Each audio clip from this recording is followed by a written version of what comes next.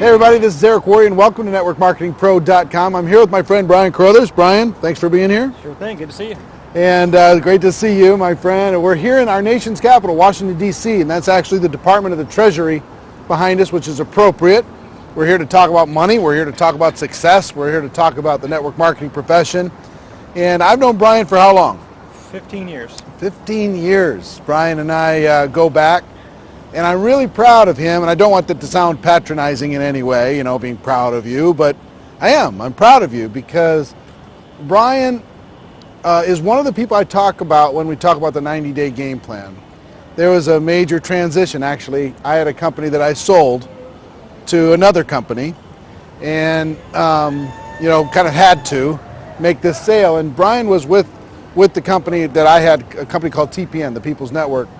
And in 1998, we had to sell that company, and there's a bunch of people really freaked out over the transition. Right. And I'll never forget, Brian saw this as an opportunity to just really go to work, really put his head down, really create freedom and wealth for himself. And when he was with my company, what was the most you ever made? A couple grand a month. A couple thousand a month was the most he ever made. And he just said, you know, Eric, I remember during the transition, remember the phone calls? Yeah. Right in the middle of the transition, in the middle of the night, we're talking about what's happening, what's going on, the people you're putting together. And Brian ignored the distractions, which he's very good at, because there's a lot of distractions over the course of 15 years, right? Sure. He ignored the distractions and he hit it hard. And that 90 days, that first 90 days, how hard did you work? I probably worked it as hard as I've ever been in my network marketing career. Yeah, you were, it's close to 24 hours a day as you could be during that period of time.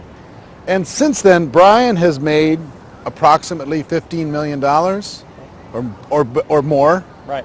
You've been at $1 million a year or better for the last, 7 years? 7 or 8 years, yeah. 7, 8 years, he's been at $1 million a year or better. How much of your success would you point to that first 90 days? It really all came down to, I think, all the seeds that I planted. We always talk about you plant your seeds and you cultivate and you get your harvest. I planted very, very fast. I probably squeezed 10 seasons of planting into my first 3 months. And the cultivation process, what we cranked through it real fast. And the harvest, I mean, my first month, I remember you called me up in the middle of the night, 2 o'clock in the morning, and said, Brian, get out a pen and write this number down. 11405. I said, what is that? And you said, that's your monthly income for your first month in this business. And so for me, it was, making 11 grand my first 11,000, month. wow. I've been in network marketing for 4.5 years prior to this, and I never made that much in a year, and that was my first month. So my first month, I came out of the blocks real strong. I was doing PBRs every night, business PBRs, home meetings. That's their private business receptions, what they call it. Right. But it's just an in-home meeting. Yep. So he was doing that every night. Then in-homes, doing the weekly business briefings at the hotels once, twice, 3 times a week. I was doing conference calls like crazy, and like you say, it was a 90-day run, and at 90 days, I did continue my efforts beyond the 90 days, but the seeds I planted, the team I built, the momentum I created during that time period propelled me for the last, this is my 15th anniversary this month. Right. And for the last 15 years, I've been reaping the benefits from that first 90-day run. And of course, I've strung together back-to-back 90-day runs since then, but it was that first one. I counted in my career, I think I've done about 5 real, totally focused 90-day pushes in my career. How many do you think you've done in your 15 years? Well, for me, I don't know that I can say that I had regimented 90-day runs that were completely defined and outlined. I understand. My whole team to do I get it. So I had a few of them, but for me, I was on a personal 90-day run, even though I wasn't organizing my team around it like we sometimes do. Yeah. But my business was personal, 90 days. Yep. Take a one-night break, or maybe a weekend break, and I got right back into it again. And so I just kind of strung a bunch of them together. And I'll tell you something about Brian. This might intimidate you. This might freak you out, okay? But Brian is a personal recruiting machine. He is a machine with friends and family, with people that he meets in day-to-day life.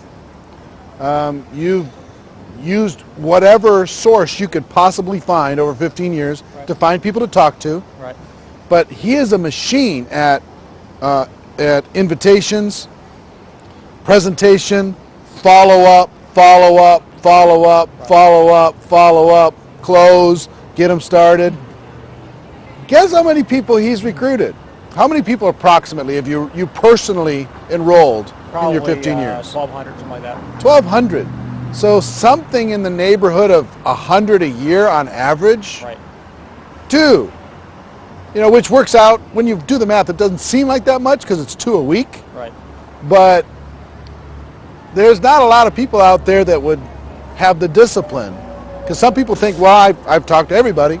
Right. I've got nobody else to talk to. What were some of the strategies that you figured out in order to just stay active, stay in the game, and continue to have people to talk to? It's very interesting because for me, my whole focus was recruit like a maniac.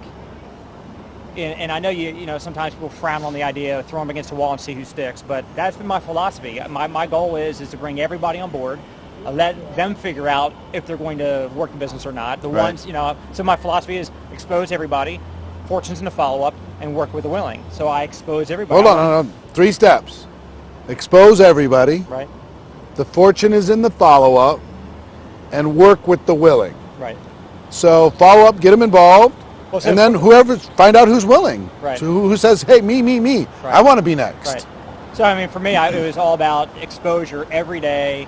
When I went full-time, unfortunately, a lot of people in network marketing, they say they're full-time, but they just really don't have a job anymore. They're not really working their business here as hard as they worked a job for somebody else. If Right. they worked a job 8 to 10 hours a day for somebody else, I met very few network marketers who are actually doing 8 to 10 hours of activity, which is income-producing activity, talking to prospects a day. And for me, that's what I did. I was working. And you 8 know to 10 hours a why? day. You know why?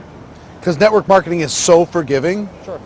You can keep getting paid from a burst that you did 3 years ago. Right. Most network marketing, even the 6-figure earners, they did one 90-day burst and they've been riding it ever since. Right. They're kind of going through the motions. They show up, they do the events, all that stuff.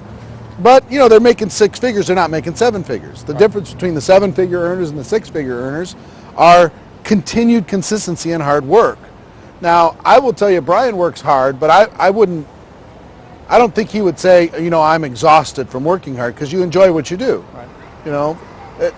For me, I work hard, but I'm not exhausted either, because I love what I do every day. So there's a difference, if you're kind of living your purpose, it's not, awful. You're not like in the coal mine, Sure. shoveling coal. And it's kind of like, the difference between somebody who's making $5,000 versus $20,000 or $20,000 versus $100,000 a month. It's, get off the elevator. They stopped doing what got them to 5. If they kept on doing it, it would have taken them to 20.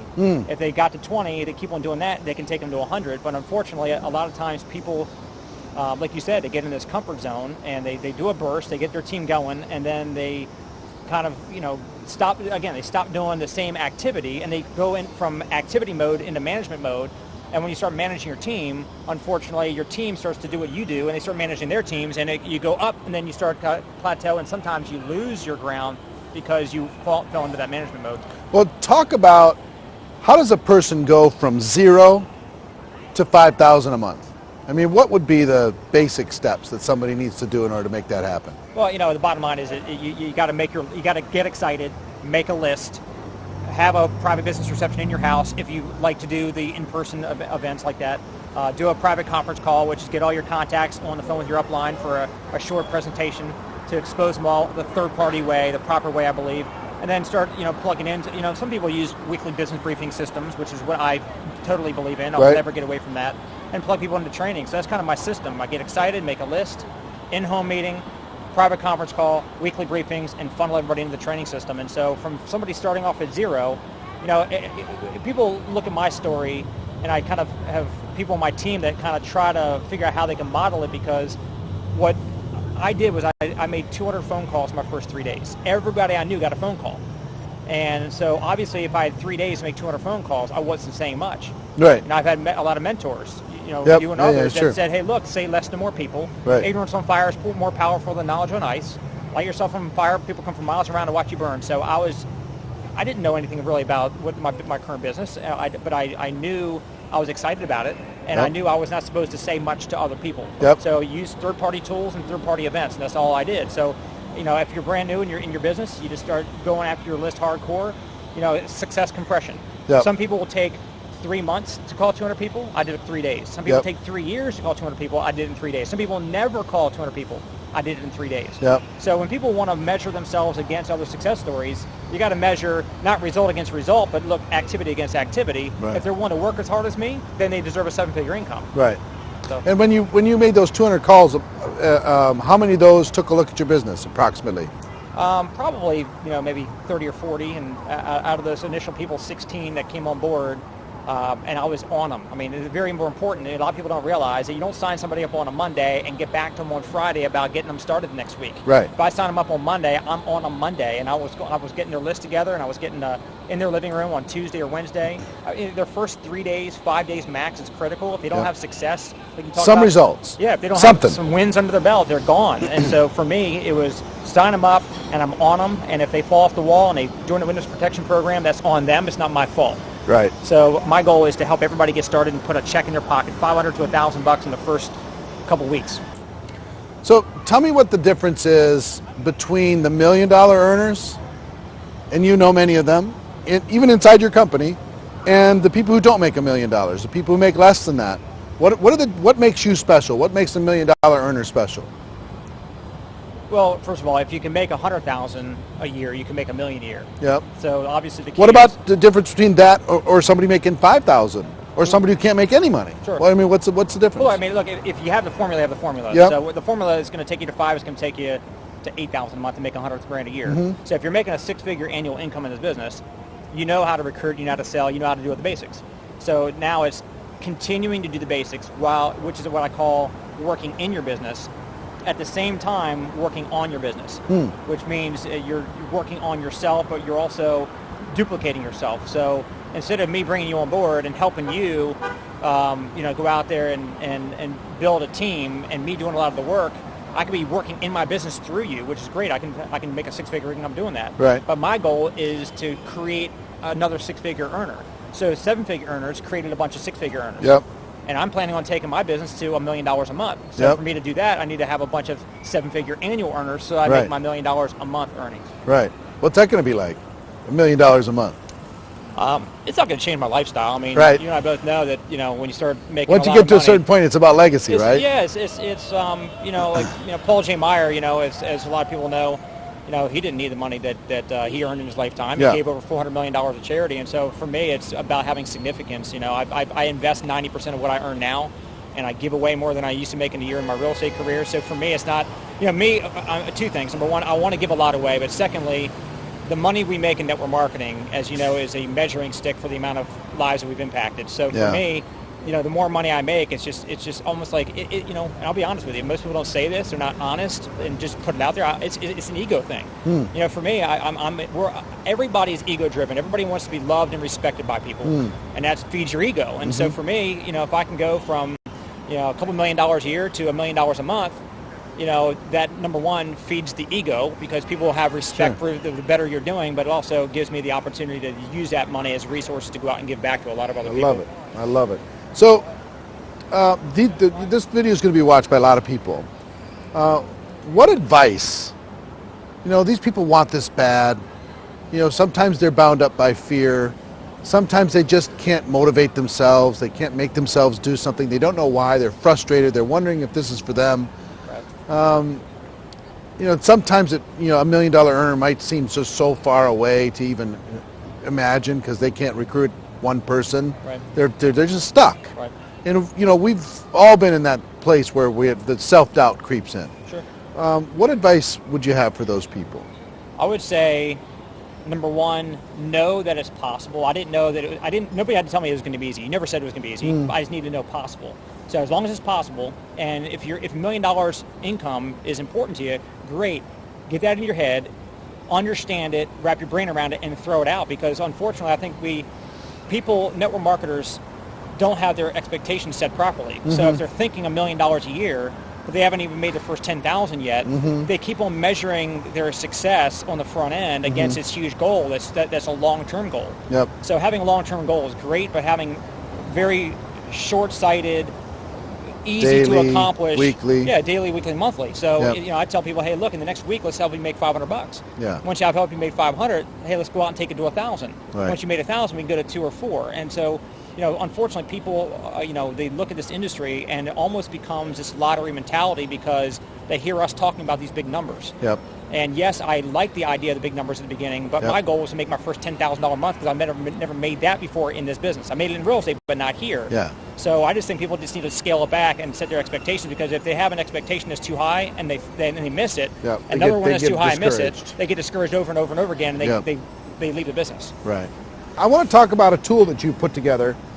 Brian put together a little, like a booklet. It's a tool that he's used to help open people's minds to network marketing, their ideas about money. Is money bad? Is money good? Right. Those types of things. Here's the book. It's called Making My First 10 Million. It's a simple little booklet. I think you offer it to your group for like 99 cents or something, Yep. $1 a piece. I think it's a great little tool. Tell me how you're using this and what it's doing for people in your business to kind of open up prospects' minds. Sure. Well, let me tell you how it came to be. I think it'll resonate with everybody. I was talking to a prospect one night, just calling leads. And I'm talking to a guy, 52 years old. Tells me he's got a wife and 2 kids. Never sees his wife, never sees his kids. He's working 2 jobs. He's broke, living check to check, and just miserable. So I say, all right, let's get you started. He goes, I'm going to pass. I said, you just told. So we hung up the phone call, and I talk to people like this every day. But this particular one, I said, I want to help this guy. So instead of leaving it alone, I started typing out an email to him. I just want to get into his head and help explain to him so he can have something he can read later on. And it just went on and on, and it turned into this book. This email turned into a book. I put a little bit more flesh on it, and basically, people have been repelling money their whole life. Right. So if you're taught that money is the root of all evil, or rich people are bad, you hear this kind of stuff from your parents, grandparents, your pastor, what have you, then people don't realize that they have this adverse relationship with money. And if just like if you ingest poison, your body knows to throw it up, otherwise it can kill you. Yep. Well, if money is seen in your subconscious mind as something that's not good, evil, then you're going to repel it, even though you're trying to make it. The money you make, you spend. They can't attract or accumulate wealth. Right. So that's the first part about I was trying to explain to them in the book, and then the second part is that people are being leveraged at a job, or even if they own their own business, it usually owns them. So leveraged income is where people need to find themselves, where they're going to get freedom. And so the most important thing about what the book does is it gives people a tool that can explain that, where you don't have your friends know you for you. Every networker out there, your friends know you for you, so you can't have those kind of conversations about attraction versus repelling money and leveraged income and all that, because they're looking at you as whatever you are. So the book is able to do that, but more importantly, have you ever gotten a stiff arm in your network marketing career? Sure. Where somebody said, hey, look, is that one of those pyramid schemes? Or Bam, yeah. So you just you're talking to a completely closed door. So I talk about in the book how I was actually approached about network marketing years and years and years ago when I first was introduced. And I said, isn't that illegal? Aren't those pyramid schemes? And the guy said, what do you mean? I said, well, you're just making money off the backs of other people. That's not ethical. He goes, didn't you say that you have a family real estate company? I said, yes. He said, so don't you and your family earn money off the backs of real estate agents that are selling houses for you? I said, yeah. He goes, well, then sounds like your real estate company is an illegal pyramid scheme that should be shut down. And you know me, I'm a talkative guy. I sat there I didn't know what to say about No that. answer.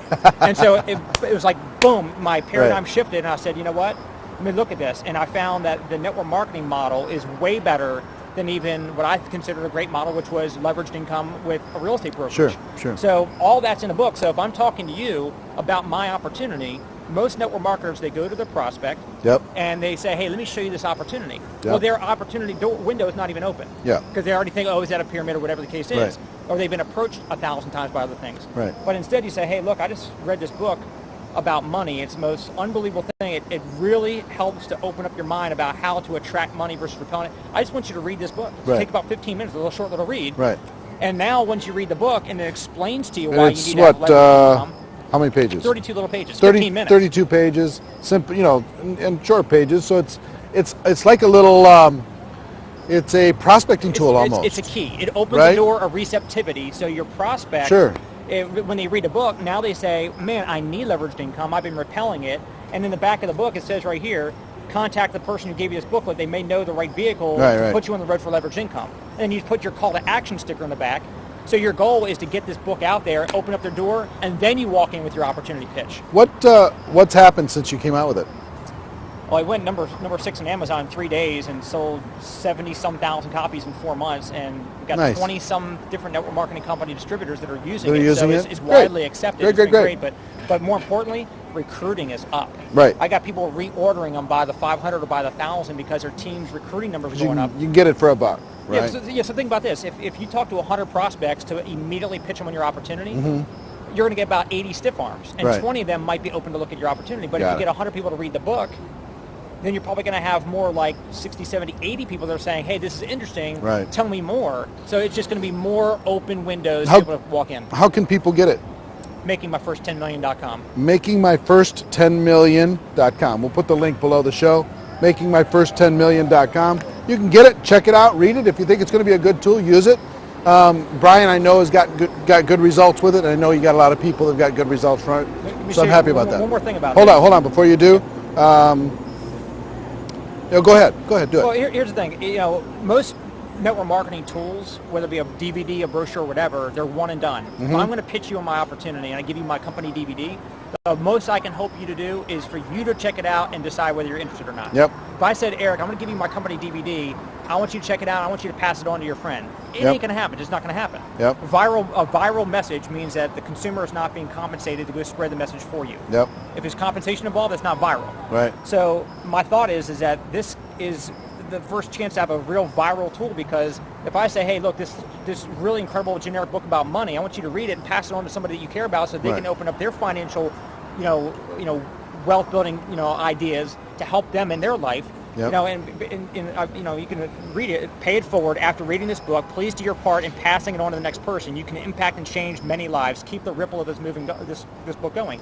So if I give you this book and you pass it on to somebody else, and that this book is not a one and done, hopefully multiple people will actually pick it up and read it. Perfect. All right, get your hands on it. I think you're going to be happy that you did, and I think it'll be a good tool for you. All right, so Brian, you've given us some great insights. You talked about a great tool that's been working for your business. Thanks for giving back and taking the time to do that, and not just doing it with your prospect, but passing it on to other people. Give everybody kind of a last thought. Look them in the eye and let them know whatever you want to give them. A piece of advice, a piece of encouragement. Whatever you want to give them. Sure. Well, I guess two quick things. Number one, focus on getting more exposures in the marketplace. I heard 15 years ago, whoever gets the most tools in the marketplace will make the most money. So for me, I was getting as many tools as I can get in the marketplace, teaching my team to do the same thing. As a leader, most of your team won't order the tools. You got to order them, and you got to get them into their hands and use them as a conduit to get to that market share. But the second thing is, I've quit this business hundreds of times. Along the way, I was making $20,000 a month. I was quitting at $40,000 a month. I was quitting at $100,000 a month. You're never going to get done with the discouragement and the disappointment and somebody on your team quitting or this person just falling out off the face of the earth and disappearing. All that kind of stuff's going to happen. And so I'm talking to somebody who's brand new in the industry. I'm talking to somebody who might be making $5,000 a month. I'm talking to people that might be a fellow 7-figure earner. This is way bigger than us. I've got a 7-year-old son at home, Talon, who people say I'm doing this for my kids, and I believe part of that's true for all of us. I'm doing it kind of for my kid, but it's also for me and for my other big why purposes. But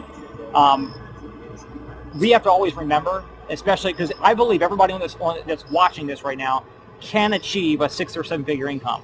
So when that is achieved, then what matters to you? Yeah. Because I see so many people, they get off the elevator, they stop leading by example. And for me, my son never saw me. He was too young to see me when I was on my run to go make the 7-figure mark. So for me, people say, why don't you retire? Well, number one, I got massive goals still out in front of me. I've got a lot more significance to go out there and achieve. But also my son, who's 7, I want to teach him discipline, work ethic, integrity, and entrepreneurship. And so if I stop building now when he hasn't even gotten a chance in his formative years to even know what's going on, I will have missed the whole reason why I say I was doing this in the first place. So I just think, we all have kids, we all have grandkids, we all have people on our team that are counting on us.